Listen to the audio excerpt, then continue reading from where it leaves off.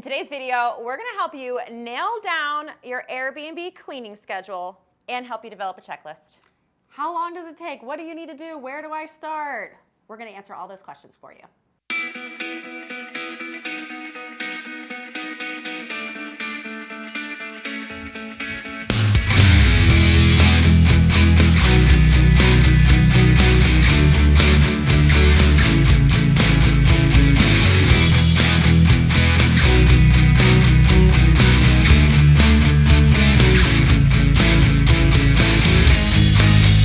Once you open that door, it is go time to get this place clean. So the first two things that you want to do immediately is you want to start getting the laundry going and getting the dishes going. So let's first start with laundry. You want to strip those beds, obviously check it for all the, things, and then get it in that washer.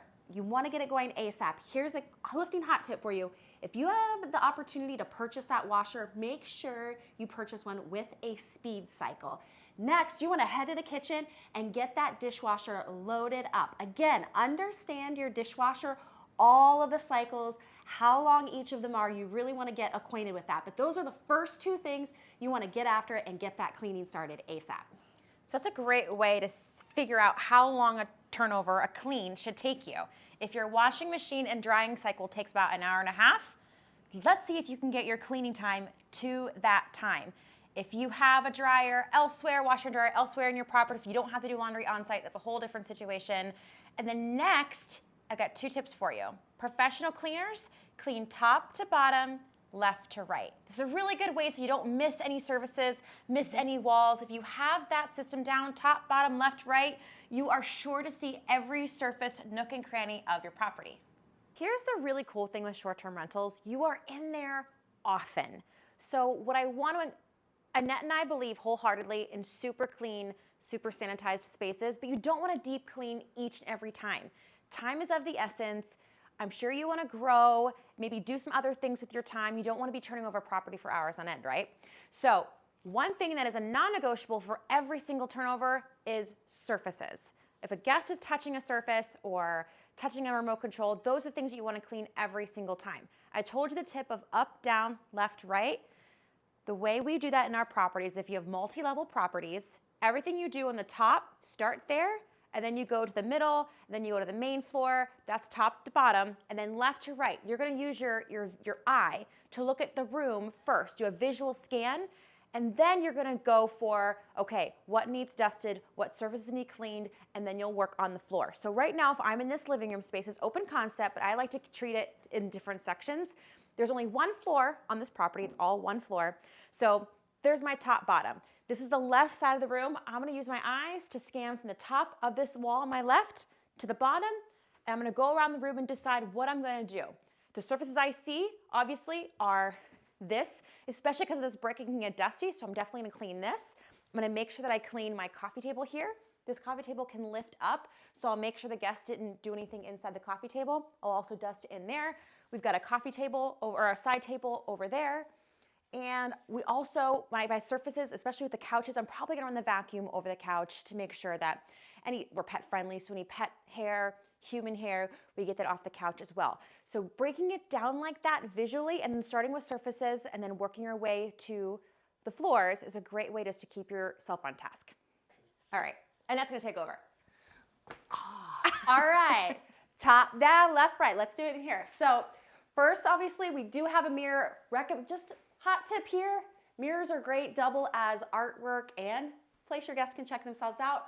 We're gonna wipe that down. If you have faux plants, fake plants, which we do, you do wanna look at this, dust these down. These get super dusty. Just because you bought plants, you don't think you have to water them, you do have to dust them. And that's why we go top, bottom, because the top, if we're shaking these, there's gonna be a lot of dust going down to our floor. Then we're gonna wanna do our surface here. Again, I'm going left to right. Do not forget, in your short-term rental, you have got to move everything. You've gotta wipe underneath those surfaces. And I'm in the dining room right now. Listen, you have got to wipe down your chairs. You wanna act like your guests were, you're at a restaurant with little kids. You wanna make sure that you're wiping down all of the chairs and underneath the floor, all right? Well, not underneath the floor. I don't know if you can actually do that, but you want to go underneath the table to the floor. Oh, okay, the kitchen. This is this in the bedroom, you want to make sure these are on point. You want to make sure your whole place is on point, but now I told you beginning this video that I don't want you deep cleaning every single time, but here's a lesson I learned the hard way. When you have guests who you don't know, who have different ideas of what clean is, and they're in your space for a couple days, maybe they've run the dishwasher, maybe they've washed the dishes by hand, you don't know. So I will give you this tip. You want to, when you're coming in to clean, you want to check the silverware and the bowls and the glassware, and not just the top bowl. I would do a quick visual scan, again, top, bottom, left, right, just to make sure all the silverware is as clean as you would want it. That as clean as you would get in a restaurant, right? You just want to make sure that stuff is top notch. Other than that, same things apply. Top, bottom, left, right, surfaces, all surfaces that a guest can touch, get cleaned. Things like top of the refrigerator, the top cabinets that aren't reused, anything that is more of a deep clean, schedule those out to like every 2, 3, 4 weeks. You don't need to do that every single time. I would clean out the microwave, even if it looks clean, just do a quick wipe. Same with the oven. If you can keep on these guys, they won't get bad over time. Same with the refrigerator. Again, a light clean. If they got heavy use, obviously you'll need to adjust your clean levels for that. And then I would also do a visual scan of your pots and pans, make sure they are actually clean.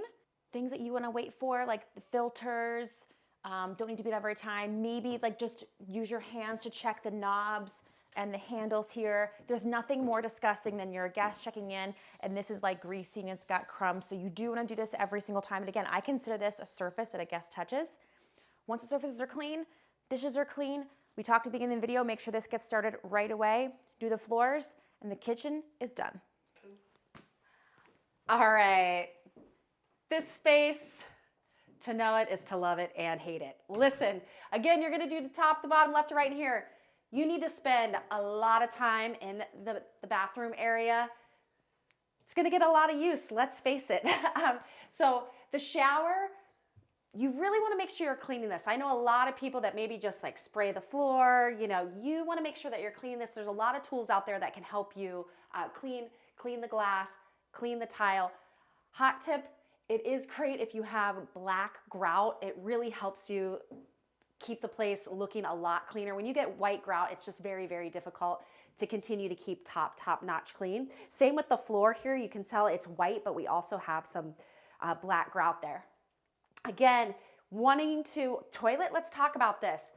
You want to, a place that a lot of people miss, you want to get back behind the toilet every single time, okay? This has got to be super fresh, super clean. Always check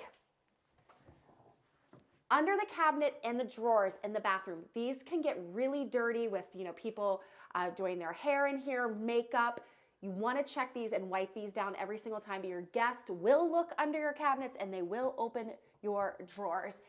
And then the surfaces, you're going to want to wipe these down excellently. One thing I want to let you know, if I don't know a host that hasn't been called because their drains have backed up. So you want to keep something like a drain weasel or just like a simple drain cleaner that you can have.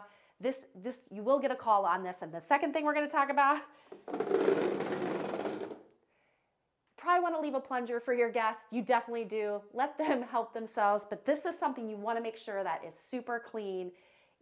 I don't need to explain that, I don't think.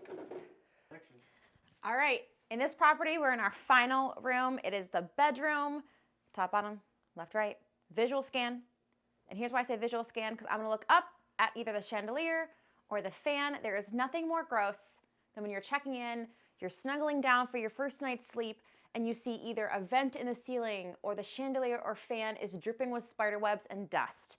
You don't have to dust it every time, but you do want to look every time and make sure you've got a schedule going of things like that where like dust and dirt can accumulate. So top, bottom, left, right.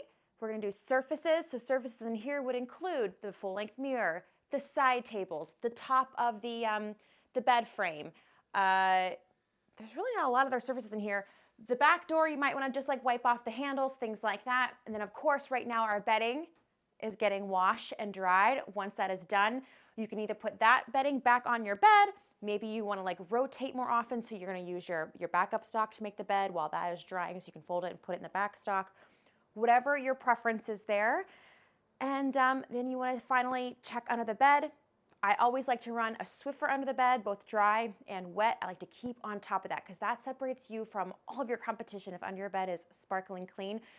One time I went to a hotel and it even had a little card that said, yep, we clean under here too, and then signed the name of the hotel. And I thought that was such a cute idea because I totally looked to see what's under the bed, how clean is it? So think about what you do when you're inspecting a property, and you make sure that your property is just as up to snuff as you'd want it to be.